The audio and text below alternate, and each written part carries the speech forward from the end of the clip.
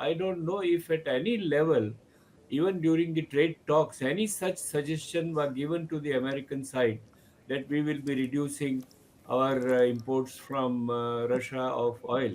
If it has been done so, I think the nation needs to be taken into confidence. All right, let's now go across to our guest. Joining me on Global Pulse tonight is Ambassador S.D. Muni.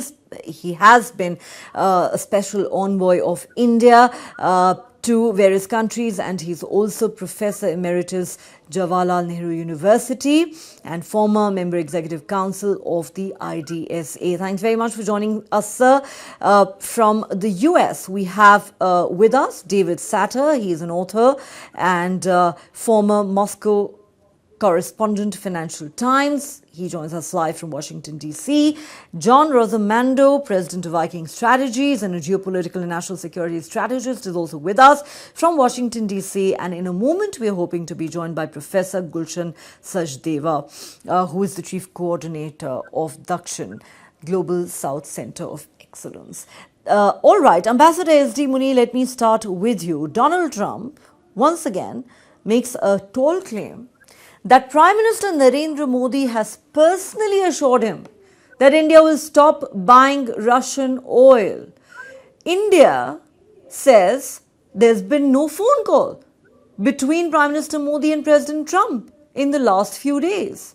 What should we make of this? Do you see India's statement as being somewhat cryptic or a denial of Trump's claim? Well, I think the denial should have been far more assertive and far more clear. Though the foreign ministry spokesperson has said very clearly that he is not aware of any conversation between the two in the last 2 days. But I think such a denial should come from the PMO, firstly. Secondly, it is rather strange that every time some sort of a communication gap between these two leaders is hitting the headlines of Indo US relations. This is rather intriguing. Now, President Trump refers to this conversation as if he has had a direct talk with Prime Minister Modi. He said, he told me today. That's what he's saying. And here again, I don't know if at any level, even during the trade talks, any such suggestion were given to the American side that we will be reducing our imports from Russia of oil. If it has been done so, I think the nation needs to be taken into confidence. So I think, in my personal opinion, the denial has to be far more assertive and it should come from PMO, because the reference is not to the Ministry of External Affairs, reference is to the Prime Minister and by name, Prime Minister Modi. One thing more I want to add, that every time President Trump calls about India's oil imports really fueling the fire in Ukraine and between Russia, this is absolutely untenable, because the war has been going on essentially as the Europeans want this war to go on. And of course, to some extent, Russians want this war to go on. And it is unnecessary to blame it either on China or on India, that simply buying oil, America at one stage has asked India to go on continuing the buying oil for stabilizing energy market in the world. Now they have changed their position. They have changed their position technically for their own reasons, but it is absolutely unfair to blame any third country for that. The war dynamics in Ukraine and Trump is not succeeding there. That must be irritating him, and therefore he repeatedly comes and blames one country or another. So on both the sides, I find that the situation is rather intriguing, and it is better for the relations between the two countries to avoid such situations. You're quite right. I think you're being very diplomatic, the good diplomat that you are, when you describe this as intriguing. I think many of us would probably describe this as bizarre. The fact that Trump takes to social media or makes all sorts of statements in front of cameras while talking to reporters at the White House, saying things that have either never really taken place or which may very well be a distortion of reality. And these statements have, as you rightly pointed out, repeatedly and severely hurt the India-US relationship. But then, Trump being Trump, the man never learns. Let me now take this to our American guest, David Satter. And if I may mention here, David Satter is also an adjunct professor at the Johns Hopkins University. Thank you so much, David Satter, for joining us. Let me ask you this question. Number one, India has said today that there's not been any phone call between Prime Minister Modi and Donald Trump in the last few days. Therefore, people are wondering, what is Donald Trump talking about when he says Prime Minister Modi has personally assured me that India will stop buying Russian oil? No such statement has been made by the government of India so far. If anything, there's been a denial, even if a cryptic one. And frankly, this is not how you conduct diplomacy with such an important partner. Repeatedly taking to the social media or talking to reporters at the White House and making unilateral statements and grand declarations and announcements which can have far-reaching implications for the bilateral relationship, which is already under a lot of stress. First and foremost, what do you make of that grand claim? There is no confirmation of it from the Indian government, and the fact that India says there's been no phone call between the two leaders. Well, this is not directed just against India. President Trump has made unsubstantiated statements about many issues, including issues inside the United States itself. So, for an American, it's not terribly surprising that he's made statements based on very little evidence or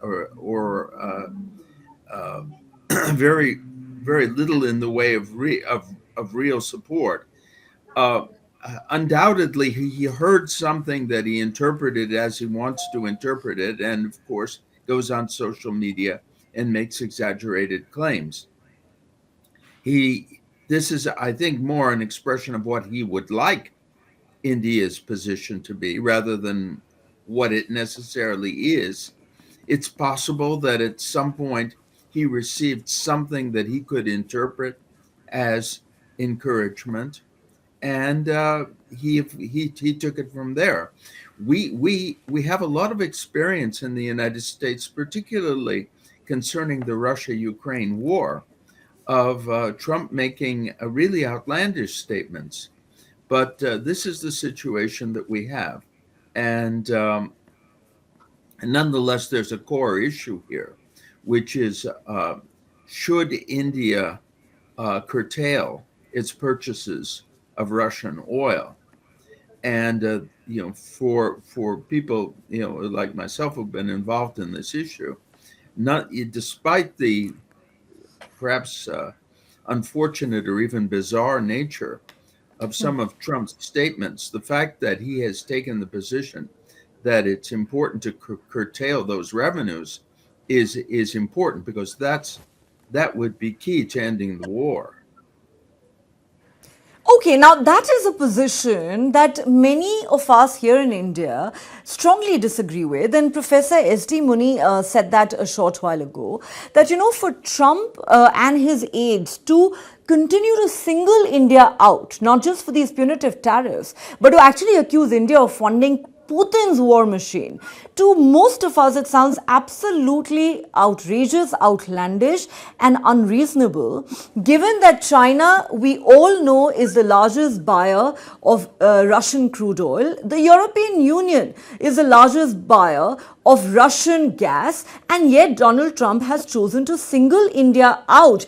Peter Navarro, who's repeatedly attacked India in the most undiplomatic and, shall I say, even vicious terms, chose to even describe India as an oil laundromat for the Kremlin. That is, that was one of many statements that deeply offended New Delhi and certainly did not help matters at a time when the India-US relationship was already under a lot of strain. But let me take this to John Rossomando. John Rossomando, yes, most in India feel very angry when Trump and his administration claim that India is funding the war in Ukraine, because facts do not support this. And talking about Trump's grand claims, fact is, many of us would agree that Trump sort of lives in an alternate reality. He often says things, talks about things that have never really happened.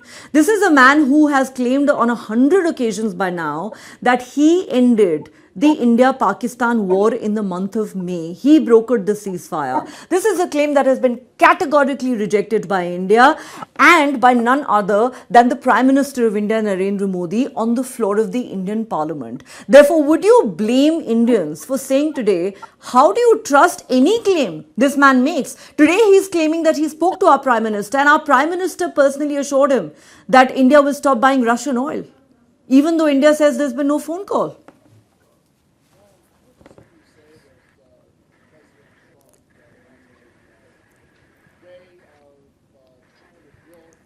John, you might have to fix your audio there. We can't hear you very well. You hear me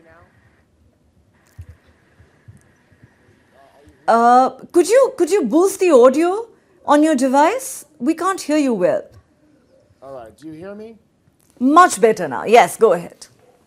All right. Well, I was just sort of like saying that I think that it's just, Trump has this sort of idea that he can will things into being. I mean, I think we've seen that play out in the Middle East, with the peace process.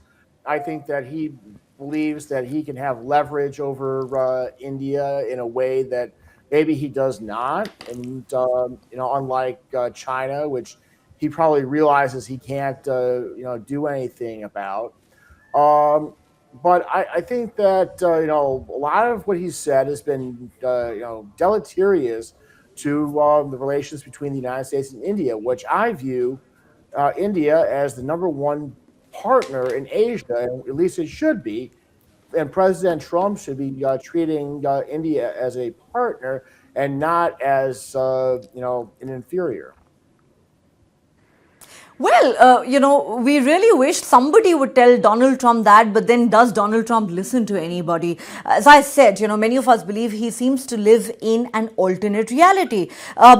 Professor Gulshan Sachdeva is also with us at this point. Professor Sachdeva, what do you make of this latest bombshell that Donald Trump has dropped? Though by now we're all too used to it, but fact is that the man continues to make headlines both here in India and globally. He says Prime Minister Modi personally assured him that India will stop buying Russian oil. India says there has been no phone call between the two leaders in recent days. Many Indians today are wondering, how do you even take Donald Trump at face value? After all, this is a man who claims to have ended multiple wars, some of which never even existed. Well, thank you, Neha. I mean, things are pretty complicated and delicate and bizarre, whatever you can call it. Since India is in the middle of trade negotiations with the US, so they are a bit restrained. But I think there are two aspects as far as particularly oil purchase from Russia is concerned.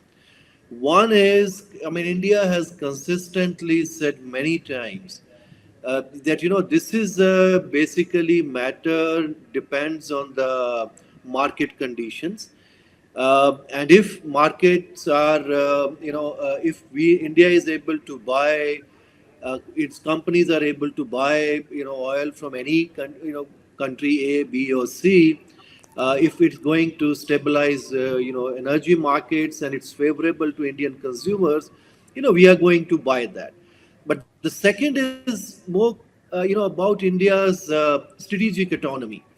You see, now if India buckles down and say nothing what actually has been said, and then just accept what is being dictated by the United States, then we should stop talking about strategic autonomy and all other things.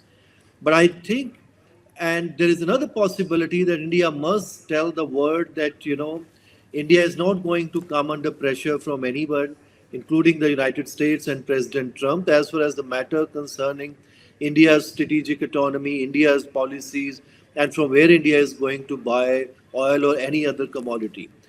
So, but because things are a bit, difficult at this point of time because of trade, But I think ultimately, otherwise the thing will go on forever because he's not going to stop only tomorrow.